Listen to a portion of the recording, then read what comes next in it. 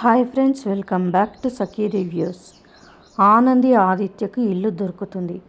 కానీ ఓనర్ గారు 2 నెలల అడ్వాన్స్ కడితే కానీ ఇల్లు రెంట్కి ఇవ్వను అంటాడు.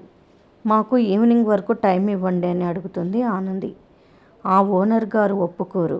ఓ 4 గంటలు టైం ఇస్తాను, ఆ తర్వాత ఎవరొస్తే వాళ్ళకి ఈ ఇల్లు అద్దెకి ఇస్తాను అని చెప్తాడు. ఇంకా ఆదిత్య ఆనందిని పక్కనకి పిలుచుకొని పోయి, మనం వేరే ఇల్లు వెతుక్కున్నాం, మన దగ్గర అంత అడ్వాన్స్ లేదు అంటాడు. కానీ ఆనంది, ఈ ఇల్లు చాలా బాగుందంటే ఇంకా ఎక్కడ తిరిగినా రెంట్ ఎక్కువే ఉంటుంది, ఒక పని చేద్దాం, నా ఫోన్ అమ్మేద్దాము అని అంటుంది. నీ ఫోన్ అమ్మేస్తే మనం మళ్ళీ ఉద్యోగాలు ఎలా వెతుక్కుంటాం? నీ ఫోన్లో చూసే కదా మనం ఉద్యోగాలకు అప్లై చేసుకుంటున్నాం అని అంటాడు ఆదిత్య. సరే అండి, ఇక్కడ బ్యాగులు పెట్టి అలా బయటికి వెళ్ళి ఆలోచిద్దాం, ఏదో ఒక ఐడియా వస్తుంది మనకు అని చెప్తుంది ఆనంది. ఇద్దరు వెళ్ళి ఆ ఓనర్ గారితో చెప్తారు, మా బ్యాగులు ఇక్కడ పెట్టి మేము అడ్వాన్స్ డబ్బులు తీసుకొని సాయంకాలం వస్తాము అని చెప్తారు. కానీ ఆ ఓనర్ గారు ఒప్పుకోరు. మీరు ఎవరో తెలియదు, మీ బ్యాగులు ఇక్కడ పెట్టేసి వెళ్తే ఎలా? వేరే ఎవరు వచ్చినా ఈ ఇల్లు అద్దెకి ఇచ్చేస్తాను అని అంటాడు. మా మొహాలు చూసి కాస్త టైం ఇవ్వండి అని అడుగుతుంది ఆనంది. సరే, మీరు అంతగా ప్రాధేయపడుతున్నారు కాబట్టి ఓ 4 గంటల సమయం ఇస్తాను, ఆ తర్వాత మీరు రాకపోతే ఎవరు వచ్చి అద్దెకి అడుగుతారో వాళ్ళకి ఇచ్చేస్తాను అని చెప్తాడు. సరే అంటూ ఆనంది ఆదిత్య అక్కడ నుంచి బయటికి వస్తారు. ఇంతలో అక్కడ అన్నదమ్ముల ఆస్తి సమస్య వల్ల వాదించుకుంటూ ఉంటారు. లాయర్లను పెట్టుకొని కోర్టుకు వెళ్దామని ఇద్దరు పోట్లాడుకుంటూ ఉంటారు. ఆ దృశ్యం చూసిన ఆనంది, మీరు కోర్టుకు పోతే ఇప్పట్లో తెగదు, నేను చెప్పినట్టు మీరు చెయ్యండి అని వాళ్ళకి సలహా ఇస్తుంది. వాళ్ళకి ఆనంది ఇచ్చిన సలహా నచ్చి, నువ్వు చెప్పినట్టే చేస్తామమ్మా అంటారు.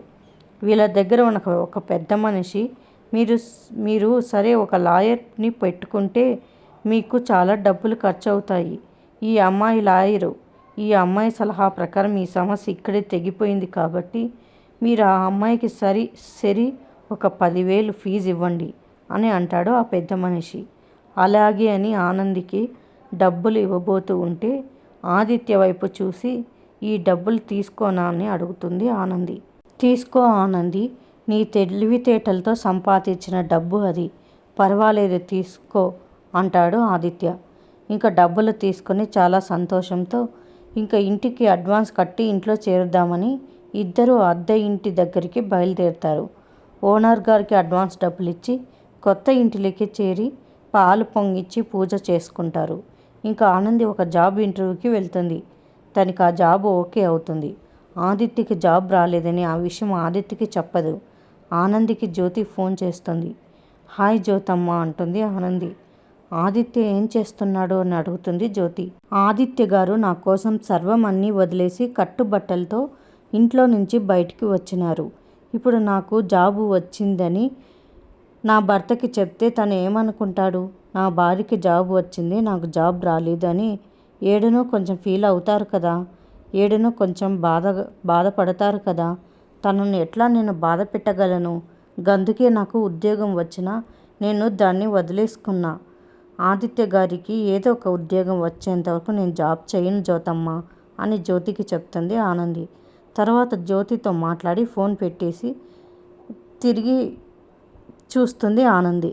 జ్యోతితో మాట్లాడినంతా ఆదిత్య వింటాడు. ఆనంది వైపు కోపంగా గంభీరంగా చూస్తూ ఉంటాడు. అది చూసి షాక్ అవుతుంది ఆనంది. ఆదిత్య ఆనంది దగ్గరికి వచ్చి, నేను ఎందుకు అలా ఫీల్ అవుతాను? ఇప్పుడు మనకి ఎవరికో ఒకరికి జాబ్ చాలా అవసరం. ఈరోజు కాకపోతే నాకు రేపైనా జాబ్ వస్తుంది.